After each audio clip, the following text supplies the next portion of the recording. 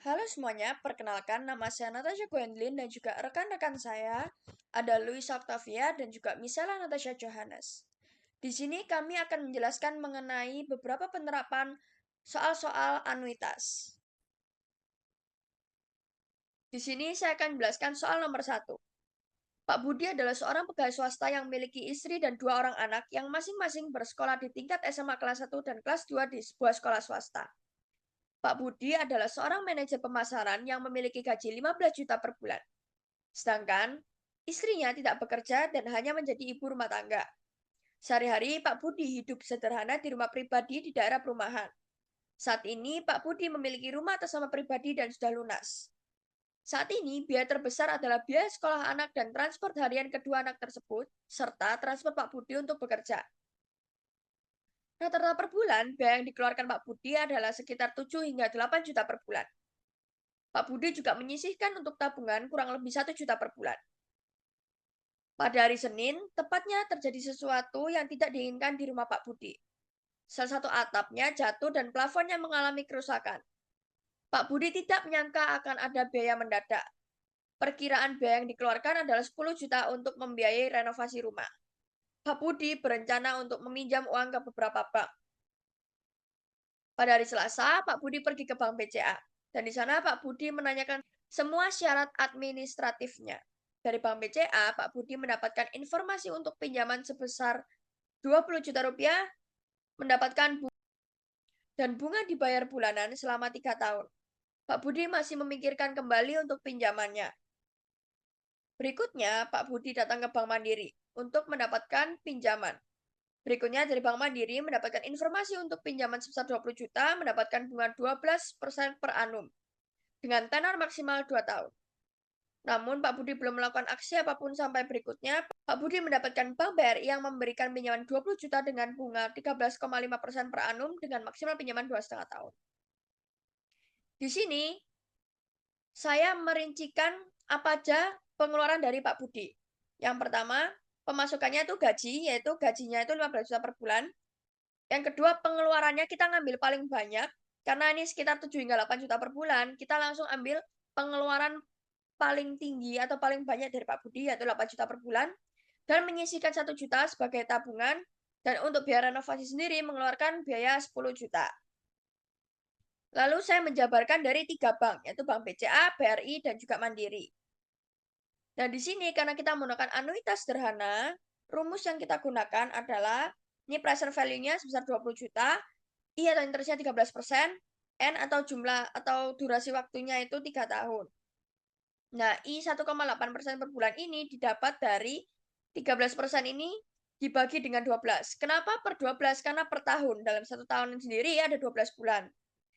Nah, jika 3 tahun ini dijadikan bulan, atau dikali 12, otomatis menghasilkan 36 bulan. Dan di sini kita akan mencari A-nya. Berapa sih cicilan tiap bulan yang harus dikeluarkan Pak Budi jika menggunakan atau meminjam dari Bank BCA? Untuk rumus mencari A adalah seperti ini. L10 di sini adalah PV-nya dibagi buka kurung 1 min buka kurung 1 plus N11. N11 sendiri adalah I. Tutup kurung pangkat min N12 yaitu 36. Tutup kurung dibagi dengan N11. Dibagi dengan interestnya lagi. Di sini akan mendapatkan 673.879 perak. Nah, karena ini dibayar per bulan, kita tuh ingin mencari berapa sih total yang harus dibayarkan sama Pak Budi tadi. Jadi, untuk mencarinya tinggal A ini dikalikan dengan 36 bulan. Seperti ini. A dikalikan dengan 36 bulan tadi. Menghasilkan 24 juta ini tadi. Selanjutnya, kita akan menghitung pinjaman dari Bank BRI. Nah, sama present value-nya 20 juta karena kita ingin meminjam 20 juta tadi. Interestnya 13,5% per tahun. Dibagi dengan 12, otomatis menghasilkan 1,13% per bulan. Nah, karena durasi waktunya 2,5 tahun, otomatis jika dirubah ke bulan menjadi 30 bulan. Rumusnya sama, yaitu present value PV dibagi buka kurung 1 min buka kurung 1 plus N21, yaitu interestnya, tutup kurung pangkat minus durasinya, yaitu 30 bulan, tutup kurung bagi N21, bagi interestnya. Pada perhitungan seperti ini, kurung itu sangat berpengaruh. Jadi dipastikan untuk tidak boleh kekurangan dari jumlah kurungnya tadi. Nah, dari ini kita dapat 789.190 perak. Untuk mencari berapa sih total yang harus dibayarkan oleh Pak Budi beserta bunganya, kita bisa mengalihkan 789.000 ini dengan 30 bulan. Menghasilkan 23.675.720 perak. Dan yang terakhir adalah Bank Mandiri. Present value-nya 20 juta karena kita ingin meminjam 20 juta, interest atau bunganya 12%, dan N-nya selama 2 tahun. Nah, sama seperti tadi, 12% ini dibagi dengan 12 karena 1 tahun. Sehingga misalkan 1%.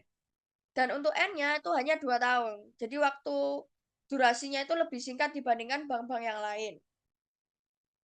Nah, menghasilkan 24 bulan. Karena 2 dikalikan dengan 12. Untuk mencari A, rumusnya sama, yaitu present value dibagi buka kurung 1 min, buka kurung 1 plus U14 sendiri adalah interestnya. Tutup kurung pangkat minus 24 bulan. Tutup kurung dibagi dengan interest. Sehingga mendapatkan 941.469. Sama, jika ingin mencari berapa sih total pembayarannya, itu bisa dikalikan dengan durasi waktunya, yaitu 24 bulan. Nah, dari ketiga bank ini, saya dapat menyimpulkan bahwa Pak Budi dapat mengambil pinjaman dari Bank Mandiri.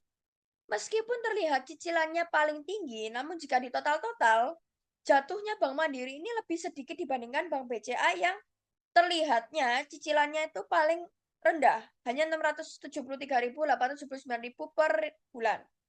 Dan sedangkan Bank Mandiri itu terlihatnya 900.000, jadi satu bulan itu terlihatnya paling banyak. Namun jika di total secara keseluruhan hanya 22.595.000. Namun jika Pak Budi merasa keberatan lagi untuk membayar 900.000 satu bulan, Budi dapat memilih dari Bank BRI karena Bank BRI ini merupakan opsi paling tengah atau paling aman karena berada di antara Bank BCA yang jatuhnya lebih paling mahal dan Bank Mandiri yang jatuhnya paling murah. Sehingga Pak Budi dapat mempertimbangkan antara Bank Mandiri dan Bank BRI. Namun jika saya sendiri, saya akan menyarankan untuk Pak Budi ke Bank Mandiri.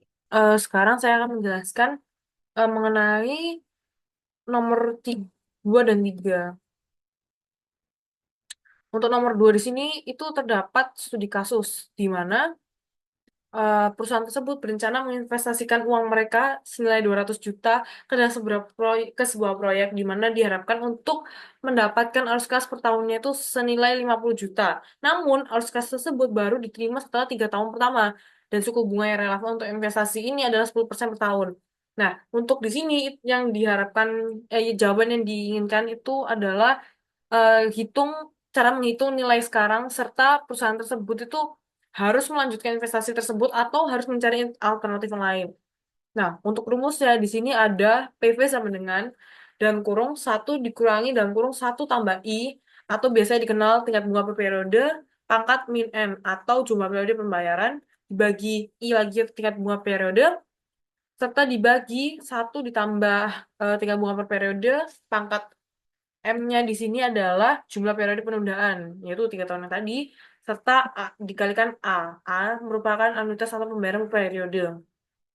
Nah, di sini ini kan karena semuanya sudah diketahui, M-nya itu 3 tahun, I-nya itu 10%, N-nya itu 4 tahun, A-nya itu 50 juta. Sekarang kita dicari untuk nilai sekarangnya, yaitu berapa sih nilai sekarang yang diperlukan. Kita menggunakan rumus yang tadi sama, yaitu untuk hasilnya itu 130 juta 986.175 rupiah, dan untuk NPV atau net present value di sini sudah dicatatkan yaitu net present value itu senilai 45 juta. Nah, namun keunikannya di sini itu menggunakan rumus NPV sendiri, di mana arus kas awal semua arus kas itu dikurangi atau dibagi dengan persenannya. Nah, kesimpulannya itu perusahaan harus melanjutkan investasi tersebut karena nilai NPV proyek tersebut positif dan berpotensi menghasilkan keuntungan. Hasil negatifnya itu cukup lama untuk menunggu uang tersebut ada, yaitu sekitar 3 tahun, serta payback periodenya 7 tahun cukup relatif panjang, serta resiko terjadi inflasi dan perubahan suku bunga selama periode waktu menunggu. Jadi uang yang seharusnya kita dapatkan itu tinggi, itu lama-lama terkikis oleh inflasi serta suku bunga yang berubah-ubah. Alternatifnya itu kita bisa melakukan negosiasi untuk mempercepat waktu menunggu, cari peluang lain atau investasi lain yang waktunya jauh lebih pendek, serta semakin besar suku bunga, semakin kecil pula peluang perusahaan mendapatkan laba investasi bertahap untuk mendapatkan laba, lalu investasi bertahap untuk mengurangi risiko. Soal nomor 3, di sini skenario-nya adalah seorang investor ini memiliki opsi untuk pembelian saham yang akan memberikan dividen awal sebesar 10 juta per tahun dengan pertumbuhan dividen sebesar 5% per tahun selama 8 tahun ke depan. Suku bunga diskonto saat ini adalah 8% per tahun. Nah, di sini kita itu diminta untuk mengevaluasi serta mencari apakah investasi tersebut menguntungkan dengan mempertimbangkan pertumbuhan tahunan yang diharapkan, serta apakah investasi ini itu keuntungannya cukup dibandingkan dengan opsi investasi lain atau dengan risiko yang lebih rendah.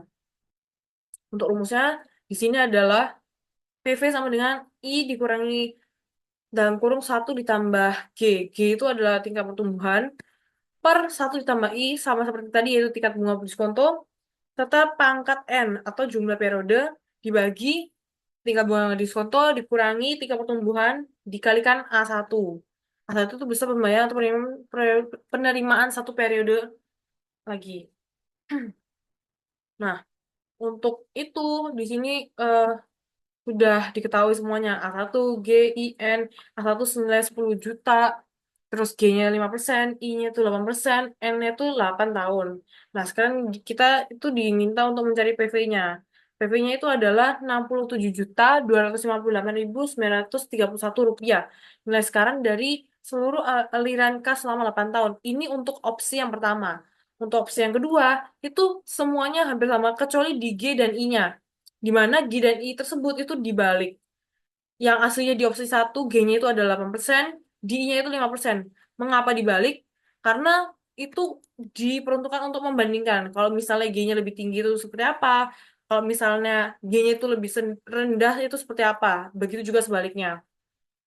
Nah, untuk jawabannya itu pun berbeda pula. Untuk di opsi satu itu ternyata senilai 60.258.931 rupiah.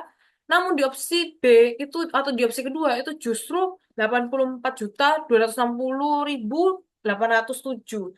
Dan dua-duanya itu merupakan nilai sekarang dari seluruh aliran kas selama 8 tahun. Nah, di sini saya sudah mencatat beberapa hal. eh Kenapa kok kita memilih opsi yang pertama? Karena itu hasilnya menguntungkan di opsi pertama. Kenapa dibalik? Ya seperti yang tadi saya bilang, untuk membandingkan. Terus habis itu suku bunga lebih tinggi, itu justru lebih menguntungkan. Oke, selanjutnya saya akan menjelaskan untuk perhitungan nomor 4. Soalnya adalah seorang pengusaha memiliki utang sebesar 100 juta dengan suku bunga 10% yang harus dilunasi dalam 5 tahun. Ia memilih skema anuitas variabel di mana pembayaran pokok tetap sama untuk setiap tahun, tetapi biaya bunga akan menurun seiring dengan pelunasan pokok. Suruhannya adalah buatlah schedule pelunasan utang tersebut dengan memperhitungkan bunga yang semakin berkurang setiap tahunnya. Lalu bandingkan hasilnya dengan skema anuitas biasa dan simpulkan strategi mana yang lebih menguntungkan bagi pengusaha dalam jangka waktu yang panjang. Oke, untuk langkah pertamanya kita membuat schedule pelunasan utangnya. Untuk schedule pelunasan utangnya, kita menggunakan perhitungan seperti berikut. Itu kita menghitung untuk periode waktu pertama sampai tahun kelima. Jadi, untuk itu kita menghitung untuk tahun pertama terlebih dahulu. Kita menghitung biaya bunga untuk tahun pertama. Itu dapatnya dari tingkat bunganya dikali dengan besarnya utang. Tingkat bunganya adalah 10% dan besarnya utang itu sebesar 100 juta. Dapatnya untuk bunga tahun pertama sebesar 10 juta. Lalu untuk angsurannya didapat dari 100 juta dibagi dengan 5. Untuk itu 100 juta ini adalah besarnya utang, lalu 5 ini adalah periode waktunya, yaitu sebesar 20 juta. Lalu kita tambahkan dengan biaya bunga untuk tahun pertama itu 10 juta. Jadi 20 juta ditambah 10 juta jadi 30 juta adalah angsuran untuk tahun pertama. Saldo utang setelah membayar angsuran pertama itu sebesar 80 juta yang didapat dari 100 juta dikurangi dengan 20 juta, jadi 80 juta. Selanjutnya untuk tahun kedua masih dengan rumus yang sama, yaitu 10% dikali dengan, nah bedanya adalah kita kalikan dengan 80 juta, yaitu saldo utang setelah angsuran pertama, yaitu 80 juta. Jadi bunga untuk tahun kedua adalah 8 juta. Lalu angsuran untuk tahun kedua yaitu 28 juta, yaitu didapat dari besarnya angsuran ditambah dengan bunga untuk tahun kedua, yaitu 8 juta. Jadi 28 juta. Saldo utang setelah tahun kedua yaitu sebesar 60 juta yang didapat dari 80 juta dikurangi dengan 20 juta. Jadi 60 juta. Untuk tahun ketiga yaitu untuk bunganya 10% dikali dengan 60 juta. 60 juta ini dapat dari saldo utang tahun kedua. Itu sebesar 6 juta jadinya untuk bunga tahun ketiga. Untuk angsuran pada tahun ketiga yaitu sebesar 26 juta. Yaitu 20 ditambah 6 juta.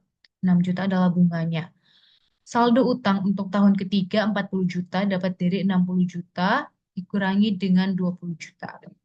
Untuk tahun keempat, 10% dikali dengan 40 juta, yaitu dapat dari saldo utang tahun ketiga, jadi bunga untuk tahun keempat sebesar 4 juta.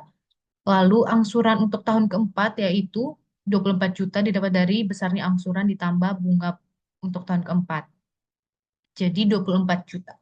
Untuk saldo utang setelah tahun keempat adalah 40 juta dikurangi 20 juta sama dengan 20 juta. Untuk tahun kelima, besarnya bunga dikali dengan 20 juta.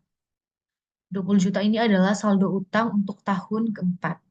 Angsuran untuk tahun kelima sebesar 22 juta yang dapat dari besarnya angsuran ditambah dengan eh, bunga untuk tahun kelima, jadi 22 juta. Saldo utangnya 0 karena sudah habis 20 juta dikurangi dengan 20 juta. Selanjutnya kita melakukan perhitungan menggunakan anuitas variabel. Untuk menggunakan anuitas variabel, diketahui N ini adalah periode waktunya, yaitu 5 tahun tadi. I adalah tingkat bunganya 10%. A1 ini adalah angsuran pertamanya, angsuran untuk tahun pertama, yaitu tadi sebesar 30 juta. Untuk D ini adalah perubahan nominal. Perubahan nominal ini didapat dari kita bisa lihat setiap tahunnya pada tahun pertama, angsuran untuk tahun pertama, kedua, ketiga, keempat, dan kelima ini, perbedaan nominalnya adalah 2 juta, 2 juta. Jadi 30 dikurangi 28, 2 juta. 28 dikurangi 2, 28 dikurangi 26, 2 juta. Tuh. Jadi setiap tahunnya perbedaan nominalnya adalah 2 juta. Lalu ditanya PV-nya atau present value-nya. Nah, untuk menghitung present value-nya, kita menggunakan rumus minus 5. 5 ini adalah periode waktunya, minus 5 dikali dengan minus 2 juta perubahan nominalnya, dibagi dengan 10% tingkat bunganya. Dapatlah 100 juta. Itu untuk present value-nya. Untuk total pembayaran menggunakan anuitas variabel, yaitu sebesar 130 juta yang didapat dari present value-nya ditambah dengan angsuran untuk tahun pertamanya. Bunganya itu sebesar 30 juta untuk tahun pertama. Selanjutnya untuk perhitungan menggunakan anuitas biasa. Diketahui present value-nya 100 juta.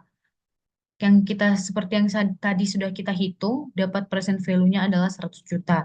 I-nya adalah 10% tingkat bunganya, dan N adalah periode waktunya 5 tahun. Dicari A-nya, angsurannya.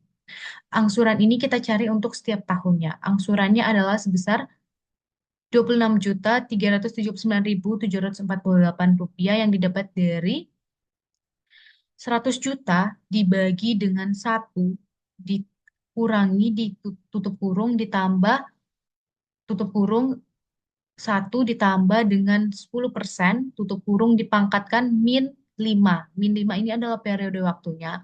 Ingat di sini ada minnya, kemudian tutup kurung dibagi dengan 10%. Dapatlah hasilnya ini. Kemudian total pembayarannya ini selama 5 tahun. Untuk angsuran ini hanya untuk 1 tahun. Jadi karena kita carinya 5 tahun, maka kita kalikan dengan 5. Angsuran ini kita kalikan dengan 5. Jadi dapatnya 131.898.740 rupiah. Ini untuk total pembayarannya untuk 5 tahun. Bunganya sebesar 31.898.740 rupiah.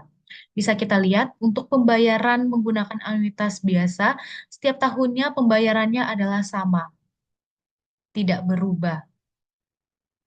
Sedangkan pada anuitas variabel, bunganya adalah angsurannya setiap tahunnya berubah. 30 juta, 28 juta, 26 juta, 24 juta, dan 22 juta. Sehingga bisa kita simpulkan pada anuitas variabel, total bunganya ini lebih kecil, yaitu total bunganya itu 30 juta. Sedangkan pada eh, anuitas biasa, total bunganya 31.898.740 rupiah. Untuk pembayaran awal periodenya juga lebih besar karena pada awal periode pengusaha harus membayar bunganya sebesar 30 juta. Selanjutnya tahun kedua mengalami penurunan dan setiap tahunnya mengalami penurunan sampai tahun kelima. Penurunannya itu sebesar 2 juta. Maaf. Arus kasnya juga berubah setiap tahunnya. Bisa kita lihat setiap tahunnya mengalami penurunan. Untuk anuitas biasa, total bunganya lebih besar yaitu sebesar ini 31.898.740 rupiah. Terus total pembayaran setiap tahunnya itu tuh sama.